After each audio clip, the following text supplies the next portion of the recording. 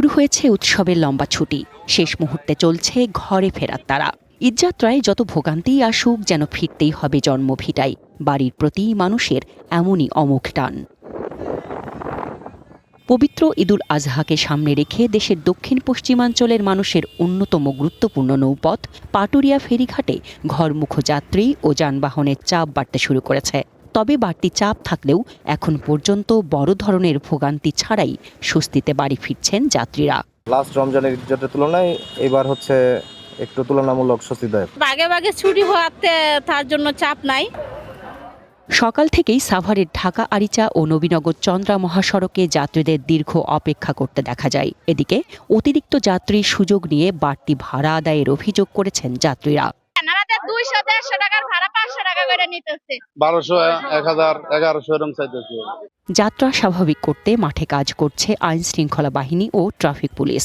অতিরিক্ত ভাড়া আদায় করতে না পারে সে বিষয়ে আমরা গভীর নজর রাখি এবং এর বিরুদ্ধে আইনগত ব্যবস্থা করার জন্য তৎপর রয়েছি।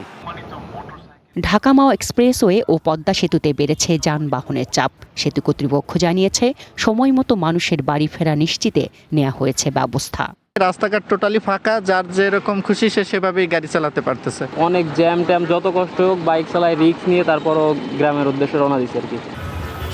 ঈদযাত্রায় গাজীপুরের ঢাকা ময়মনসিংহ ও ঢাকা টাঙ্গাইল মহাসড়কেও বেড়েছে যানবাহনের চাপ। একই সঙ্গে দেখা গেছে ঘরমুখো মানুষের ঢল। এরকম টাকা বেশি যাচ্ছে, এরকম বড় গাড়িগুলো দাঁড়াইতেছে না। ঈদ করতে গ্রামে যাচ্ছি কিন্তু গাড়ি পাচ্ছি না। ঢাকা চট্টগ্রাম মহাসড়কের 103 কিলোমিটার কুমিল্লা অংশে যানবাহনের সংখ্যা বেড়েছে। তবে যানজট হওয়ার আশঙ্কায় স্পটগুলোতে রয়েছে অতিরিক্ত পুলিশের ব্যবস্থা। মহাসড়কের কোথাও যানজটের দেখা মেলেনি, স্বস্তিতে ছিলেন যাত্রীরা। আগের তুলনায় জাম একদম কম আছে, হ্যাঁ, আর যথেষ্ট পরিমাণ ভালো আছে আলহামদুলিল্লাহ। গাড়ি বেশি, রোড আমাদের জায়গা কম, এই কারণে একটু যানজট এখানে লাগে। ঢাকা চট্টগ্রাম ও ঢাকা সিলেট মহাসড়কের নারায়ণগঞ্জ অংশের বিভিন্ন স্থানে দেখা গেছে গাড়ির স্ট্যান্ড। এছাড়াও মহাসড়কে দেখা গেছে নিষিদ্ধ অটোরিকশার অবাধ চলাচল। অন্যদিকে ঢাকা সিলেট মহাসড়কের সংস্কার কাজ চলছে ধীর গতিতে। তাই বিভিন্ন স্পটে ঘরমুখো মানুষের দুর্ভোগের আশঙ্কা করছেন পরিবহন চালক ও যাত্রীরা। দাউদকান্দি টোলটা একটু আর্লি করে, আর আপনার মেঘনা ব্রিজ ওঠার সময় যদি আপনার ট্র্যাক গেলে একটা সাইড উঠতে পারে লোড গাড়িগুলো, তাহলে আমাদের জামটা লাগে না। আমাদের সময় লাগবে 5 ঘন্টা, ওই জায়গায় আমাদের সময় লাগে যায় 8 ঘন্টা 9 ঘন্টা মেবি প্লাস সময় লাগে যায়।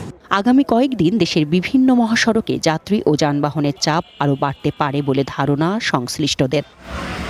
চন্দনা বিশ্বাস, ওয়ান ন্যাশনাল ডেস্ক। ঈদ যাত্রায় মহাসড়কগুলোতে বাড়ছে পরিবহনের চাপ। এ নিয়ে আরও জানাতে সাভারের পাইপেল থেকে আমাদের সাথে যুক্ত হচ্ছেন মাহিদুল ইসলাম এবং গাজীপুর থেকে যোগ দিচ্ছেন ইকবাল সরকার। আমরা প্রথমেই চলে যেতে চাই মাহিদুলের কাছে। মাহিদুল, ঈদের ছুটি তো শুরু হয়ে গেছে, ঘরমুখো মানুষ বাড়ির উদ্দেশ্যে রওনা দিয়েছেন। তো আপনার কাছে জানতে চাচ্ছিলাম মহাসড়কে গাড়ির চাপ কতটা রয়েছে এবং তাদের কোনো অভিযোগ রয়েছে কিনা এই যাত্রা নিয়ে। নির্মাণে নাম্বার 1 শাহ সিমেন্ট। ধন্যবাদ সৌদা। আমি এই মুহূর্তে আছি নবীনগর চন্দ্রা মহাসড়কের বাইপাইল বাস স্ট্যান্ড এলাকায়।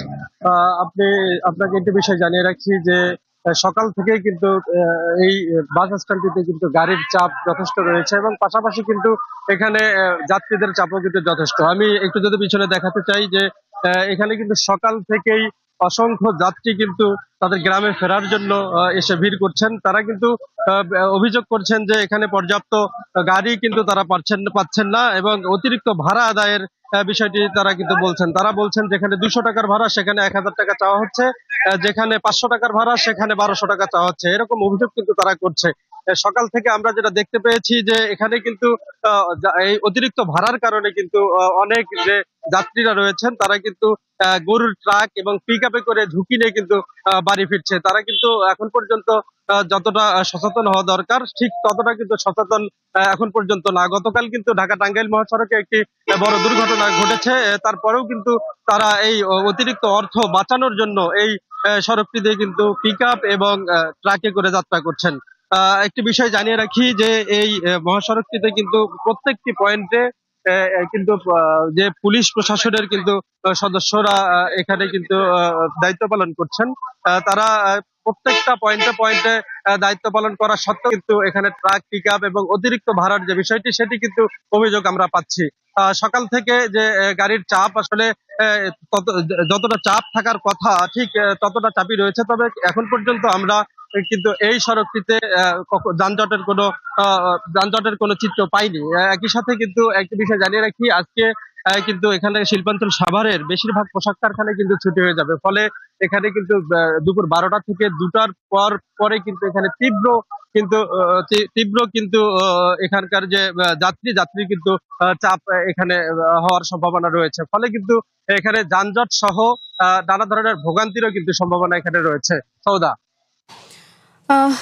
মাহিদুল, আপনাকে ধন্যবাদ। এবারে চলে যেতে চাই গাজীপুরে ইকবাল সরকারের কাছে। ইকবাল, আপনার কাছেও একই বিষয় জানতে চাবো, মহাসড়কের গাড়ির চাপ কতটা রয়েছে এবং যাত্রীদের কোনো এই অভিযোগ রয়েছে কিনা গাড়ি পাচ্ছে না বা টিকিট কেটেও গাড়িতে উঠতে পারছেন, এমন কোনো অভিযোগ আছে কিনা এবং কোনো অনিয়মের কোনো অভিযোগ রয়েছে কিনা জানাবেন। সাউদা ইসলাম, গাজীপুরের যে ঢাকা ময়মনসিংহ মহাসড়ক এবং ঢাকা টাঙ্গাইল মহাসড়ক, দুটি মহাসড়ক রয়েছে। এই দুটি মহাসড়কে যানবাহনের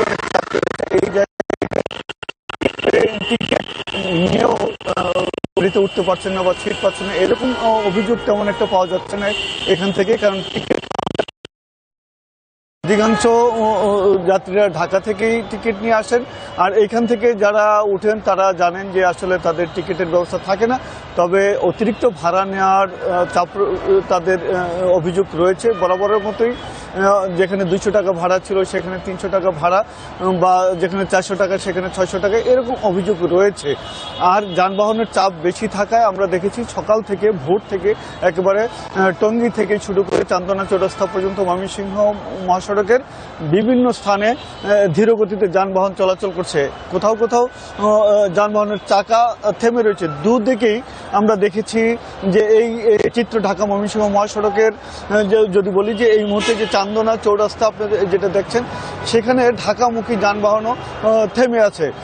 তার মূল কারণ হলো পশুবাহী ট্রাকের সংখ্যা রয়েছে। আবার একই দিকে এই জায়গাটিতে যে ফ্লাইওভার রয়েছে ময়মনসিংহমুখী, সেইখানেও যানবাহনের চাকা প্রায় থেমে রয়েছে, অর্থাৎ খুবই ধীর গতিতে এগিয়ে চলছে। এর কারণটা হলো যে ফ্লাইওভার থেকে নামার পরই যাত্রী উঠানামা করছে, যে মূলত যাত্রীর সংখ্যা অধিক থাকায় এবং যত্রতত্র যাত্রী উঠানামার যে একটা চিত্র অতীতে ছিল সেটা এখনো রয়েছে। সেই কারণেই এই দুর্ভোগ এবারও পথে হচ্ছে। যদি বলি, আমরা যেটা জেনেছি যে টঙ্গী থেকে শুরু করে গাজীপুরা থেকে শুরু করে বুটবাজার থেকে শুরু করে ভোগড়া বাইপাস থেকে শুরু করে এই চান্দনা চৌরাস্তা পর্যন্ত বিভিন্ন পয়েন্টে এরকম জটলা লেগে আছে। কোথাও কোথাও ধীর গতিতে চলছে, কোথাও কোথাও চাকা থেমে রয়েছে, আবার কোথাও কোথাও চাকা সচল রয়েছে। একইভাবে ঢাকা টাঙ্গাইল মহাসড়কের কোনাবাড়ির পর থেকে শুরু করে শফিপুর যে জায়গাটি রয়েছে, শফিপুর থেকে চন্দ্রা ত্রিমুট পর্যন্ত 5-6 কিলোমিটার জুড়ে এই চিত্র। অর্থাৎ পুলিশ যদিও বা আইন শৃঙ্খলা বাহিনীর সদস্যরা যদিও এই চাকা সচল রাখার জন্য বা নির্বিঘ্নে যাতায়াতের জন্য তারা চেষ্টা করে যাচ্ছেন, কিন্তু যাত্রীর সংখ্যা বেশি থাকায় এবং যানবাহনের সংকটের কারণে এই দীর্ঘ লাইন লেগে গেছে। তবে একটা বিষয় হলো যে 80% মতো পোশাক কারখানা। ইকবাল, আপনাকে ধন্যবাদ। মাহিদুল, আপনাকেও ধন্যবাদ।